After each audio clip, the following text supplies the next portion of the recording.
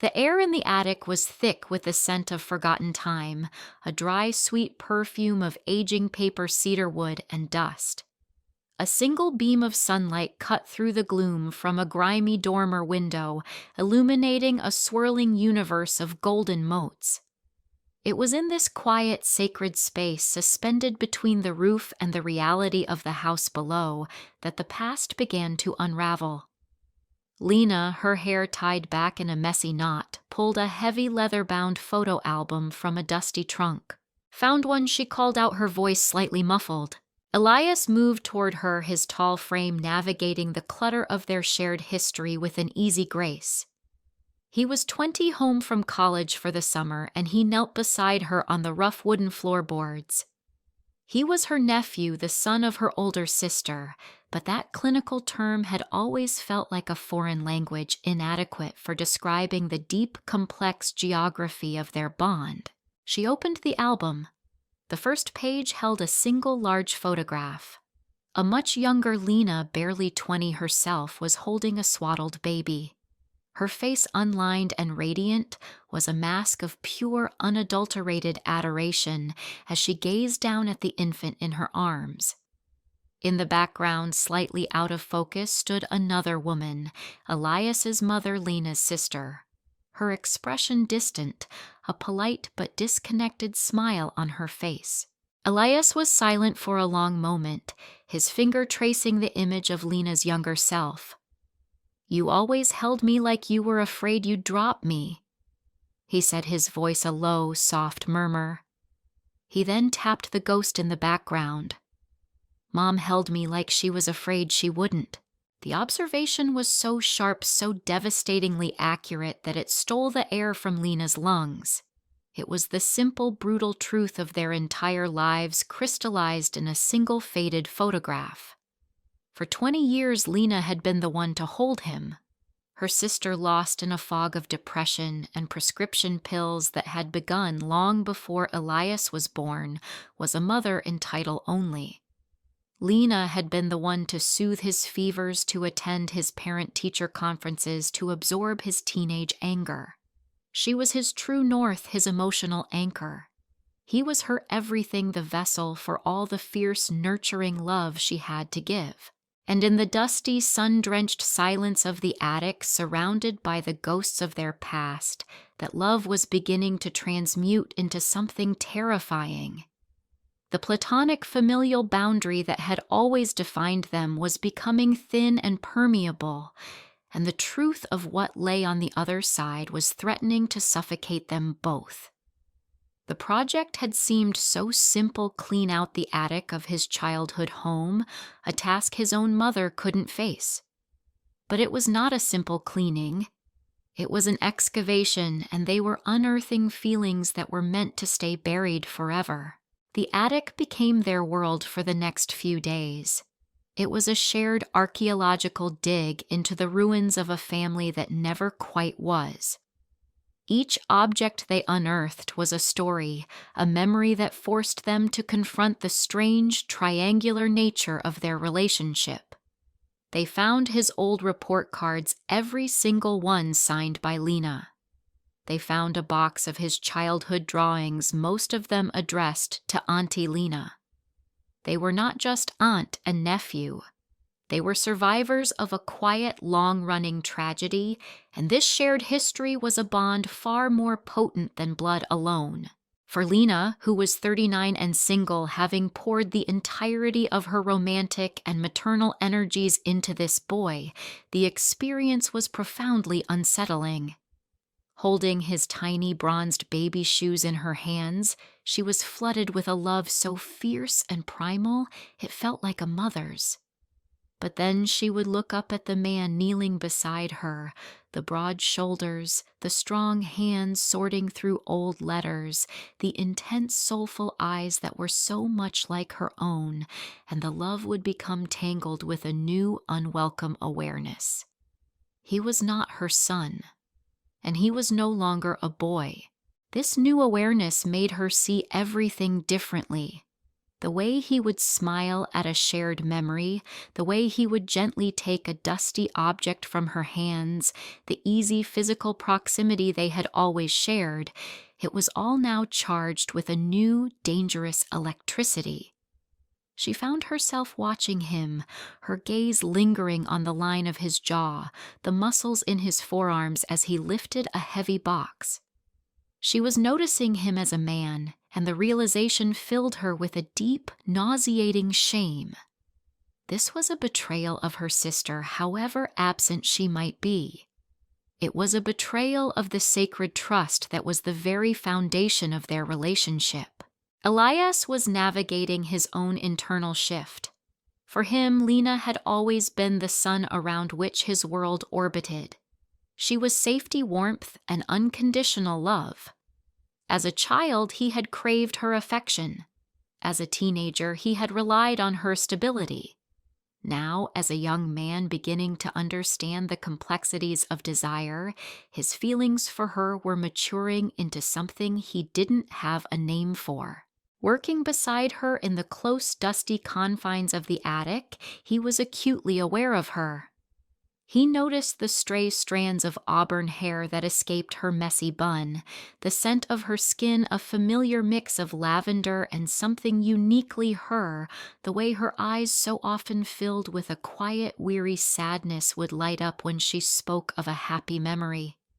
He saw her not as an aunt, a sterile familial term, but as a vibrant, beautiful woman who had sacrificed her own life for his. And his gratitude, his deep abiding love was beginning to be colored by a fierce, protective, and undeniably romantic longing. One afternoon they found a small locked box. After a bit of work, Liam managed to pick the lock. Inside was not treasure, but a small leather-bound diary. It was his mother's from the year after he was born. "We shouldn't read this," Lena said immediately, her voice sharp. "Why not?" Elias challenged, his gaze steady. "Maybe it will explain things." He opened it to a random page and began to read aloud. "The crying is a constant noise. I don't know how to make it stop. I look at him and I feel nothing. Just a vast gray emptiness. Lena came over today. The moment she holds him, he quiets. She has the magic. I don't. I never will." The words hung in the dusty air, a raw confession from the past. Elias closed the diary, his face pale. He looked at Lena, his eyes filled with a pain and an understanding that shattered her. In that moment, he was not a boy learning a sad truth. He was a man seeing with absolute clarity the sacrifice she had made, the role she had been forced to play. "She gave me to you," he whispered. "She gave up." "No," Elias, Lena said, her voice thick. "She was sick. It wasn't her fault. And you were there to pick up the pieces," he said, his voice gaining a hard, angry edge. "You were always there. You gave up your own life to fix the one she broke." He reached out and took her hand, his grip surprisingly strong. "When does someone get to take care of you, Lena?" His hand was warm and calloused, and the feel of it wrapped around hers was both a comfort and a shock. It was the first time he had touched her with such deliberate adult intent. The barrier between them, already so thin, became translucent. She could see straight through it to the dangerous, beautiful, and impossible truth on the other side. She pulled her hand away as if burned, her heart hammering in her chest. The discovery of the diary was a catalyst. The unspoken was now spoken. The dynamic between them was no longer subtext, it was text. They finished their work in the attic in a state of heightened, painful awareness. Every glance was loaded, every shared silence was filled with the words from the diary. "She gave me to you." A few days later, they had to face the ghost in the house downstairs. Lena's sister Sandra had emerged from her bedroom, drawn by the sounds of activity. She drifted into the living room where they were sorting boxes, a wraith in a faded dressing gown, her eyes cloudy and distant. "What's all this?" she asked, her voice a thin, reedy whisper. Just cleaning out the attic, Mom Elias said, his tone carefully neutral, but Lena could see the tension in his shoulders. Sandra's gaze drifted around the room, not really seeing them. So much junk, she murmured. Should just burn it all. She looked at Lena, and for a moment a flicker of something, resentment maybe, or a dim awareness passed through her eyes. You were always so good at cleaning up messes, Lena. The passive-aggressive barb landed with pinpoint accuracy. Lena felt a familiar surge of hot, frustrated anger. She had spent her life cleaning up her sister's messes, and the biggest, most beautiful, most complicated mess of all was standing right next to her.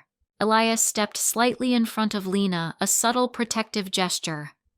We found some of your old things, Mom. Some pictures. Oh, Sandra said, her interest already fading.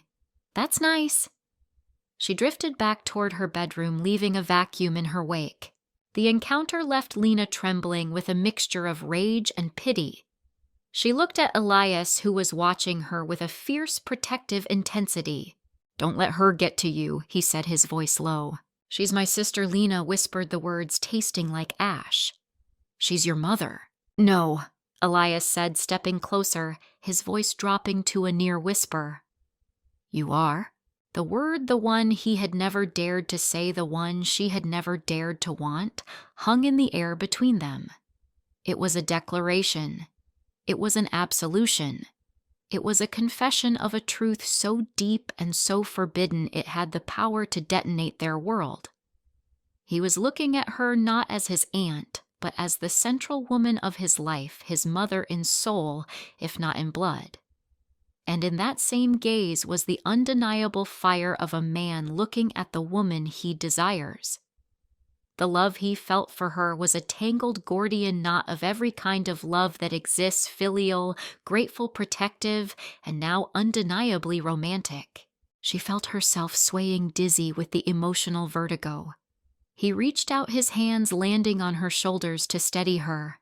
His touch was no longer accidental or ambiguous. It was deliberate. It was a claim. Elias, we can't. She breathed the words, a fragile defense against the overwhelming tide of feeling. Can't we?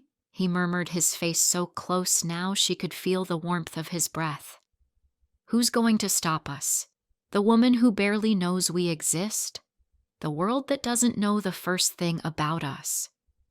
He shook his head slowly. The only rules that matter are the ones we make for ourselves right here, right now. His logic was insane. It was the logic of two people who had been marooned on a deserted island for their entire lives and had finally decided to populate it. But in the emotionally charged vacuum of that moment, it made a terrible kind of sense. The world had failed them both. His mother had failed him. Life had failed Lena. The only constant, the only truth had been each other.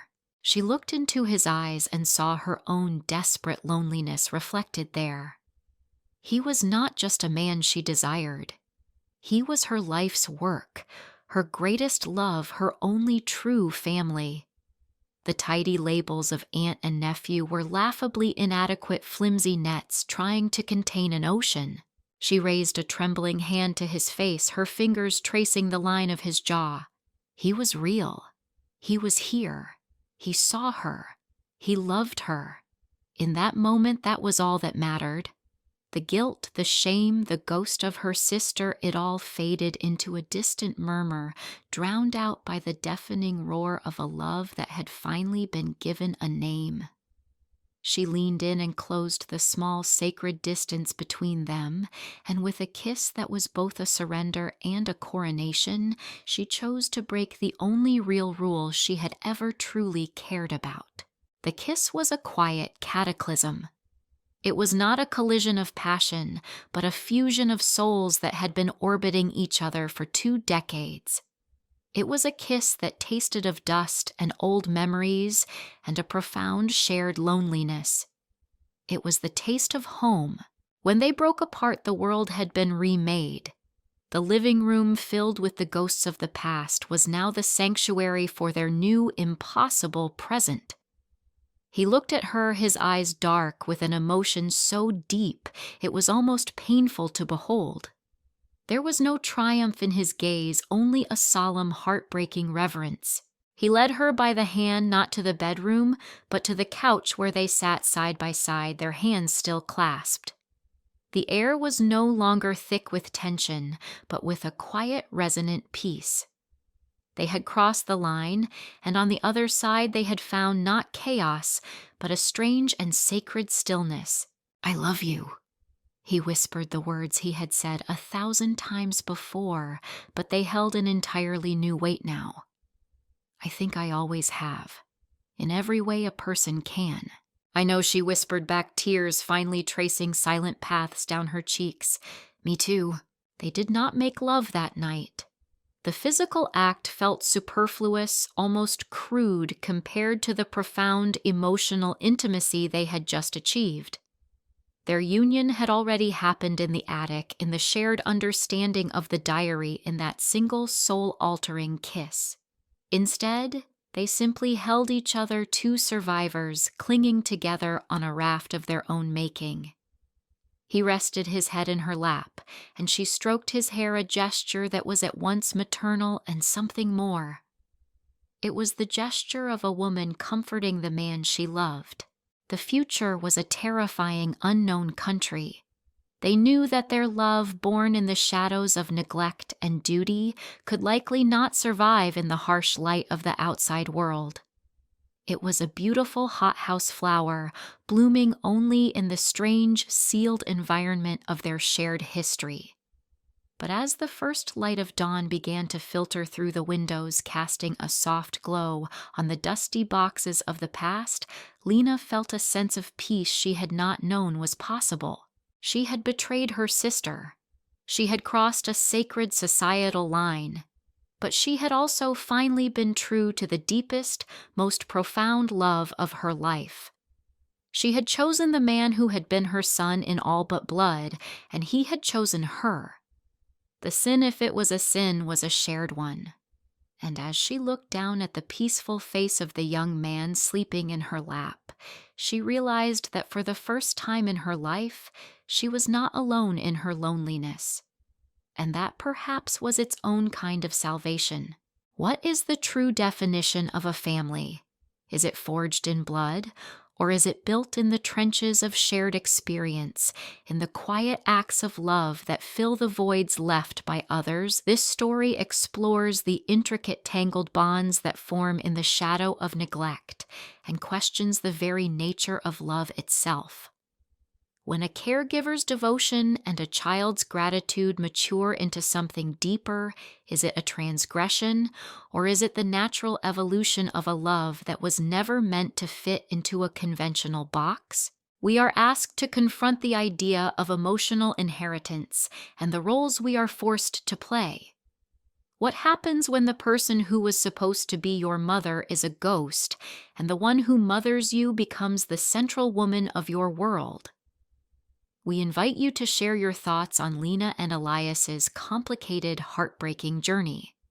If this story of love duty and the blurring of sacred lines resonated with you, please subscribe to our channel, like this video, and join the conversation.